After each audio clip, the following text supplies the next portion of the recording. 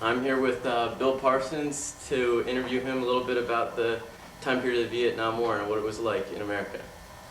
So Bill, how old were you when the war first began? Well, Rob, right now I'm 64, and if we could pick out a time period the war actually started, that would be great. But I had to be in my late teens and early 20s. Okay. Did you know any family members or friends that were in the Army during the war? Yeah. Well, in the military. In the military. Not all were in the Army. Many fraternity brothers, many friends, and quite a few relatives did serve during the Vietnam War. Did you ever consider joining the Army yourself? Good question. I actually did join. Oh, did you? Yes. I joined in 1969, the Army National Guard for Maryland, and later transferred to the Army National Guard in Delaware when I moved to Delaware. But I joined in 1969 and received my honorable discharge in 1975. Okay. How did the war alter your daily routine? Now, at the time, I was in high school, probably when it started, in the mid-60s. And from there, I went to college, which was the plan to start with anyway, and had a student deferment during the time I was in college and graduated eventually. But it really didn't change my life much. Actually, it was hard to get clues that anything was really going on. If it wasn't for the newspapers and television and just talking to friends, you really wouldn't know there was a war going on. What kind of job did you hold during the war? Okay. Well, a lot of that time period I was in school, in college. When I graduated from college in 1970, I started in the insurance business. And I joined the Army in 69, graduated from college in 70, but also started working for an insurance company in 1969. And continued working for the insurance company for the next 32 years. But I had to spend, I think it was a little over 4 months in basic training and what's called Advanced Infantry School. And that was during 1969 and part of 1970, I think. Okay. What was your initial opinion of the war in Vietnam? Well, I really didn't know a whole lot about it, but what little I did know, I was all for it. And in fact, still was. Yeah. How did the media, such as television, and more important figures like Walter Cronkite affect your opinion of it? Well, it brought the war to your home, and we saw actual action shots, and they started doing the body count every day and all that sort of thing. Yeah, it made it real. We're in the neighborhood, in the city, in the state. We really didn't know a war was going on unless we read about it. It was ugly. Yeah. What we saw. What was your opinion on the anti-Vietnam movement? Disgusting. I was totally for the war, for all the right reasons, and the protesters, actually, I did get caught up in that one time at the University of Baltimore, where we mass walked the street and blocked traffic for a couple of hours in protest, but that was more of a fun thing than anything else, so I didn't realize you shouldn't have been doing that, but I did. What do you think of Jane Fonda and her actions? Well, we keep a picture of her in the urinals at my Veterans Club, and that says enough.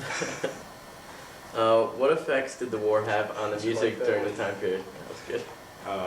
Quite frankly, I don't know.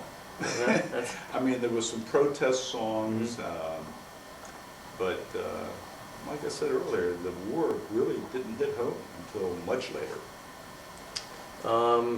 The war didn't really affect the economy during the time, did it at all? Or? I couldn't tell the difference. Okay. I really couldn't. I worked part-time at various jobs over the years while I was in college, and while I was in the insurance business, the war was still going on, and I don't remember any great big effect on the economy now. Do you think medical care changed at all because of the war? You probably want to eliminate that question because I have no clue. So edit that one out. All right. Do you feel our involvement in Vietnam was necessary to prevent the spread of communism? Yes, yes. When you have something like a cancer, you have to take a stand. And we did the right thing, yes. How do you feel the different presidents, particularly Johnson, handled the situation in Vietnam? Well, when the war started, I think we went in with the idea of winning the war, and we lost track of that at some point. And I think due to public opinion and protesting and so on. And these guys, they just cut and run, more or less. And that's the end result. I'm not impressed with Johnson, no. Was the Tet Offensive of 1968 a sign to you that victory was not so certain? Victory wasn't certain, that's for sure. It should have been certain, but our hands were tied as soldiers, and as the armed forces will tell you today, it's a political war. If you let the military play the game and go win, they'll win. But we were held back. And say the question again. Was the Tet Offensive of 1968 a sign to you that victory was not so certain? Well, yeah, because they had a big offensive. But like I said, our hands were tied during the whole thing. What were your thoughts when the war ended? Well, I was glad, of course.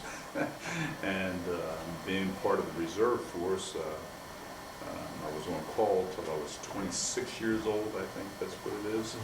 And so I could have been shipped over at any time. After the war ended, how long did it take for society to kind of return to normal? I don't think it really has yet, quite frankly. It's still the after effects. I think things were back to normal really right away. It really wasn't that big of an effect on society. This war took place on the other side of the world and really didn't have that big of an effect here. Yeah. How did the My Lai massacre change your opinion of the soldiers in the war? Now, incidents like that can happen at any time, and they've happened in our current wars and battles. It had no effect. Soldiers are young boys, and in the heat of battle, you can do a lot of crazy things. It's unfortunate, they're all trained not to, but bad things can happen. How does the Vietnam War affect your thoughts on war today? Well, nobody likes war. Never did like war, but if we're going to fight a war, we need to fight to win.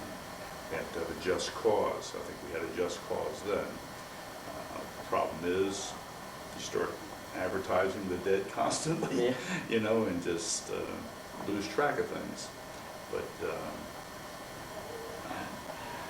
it doesn't affect me at all. As long as we have a just cause, let's go in and win. Mm-hmm. Are there any other comments or stories you have that you would like to share about the Vietnam War? Oh, boy.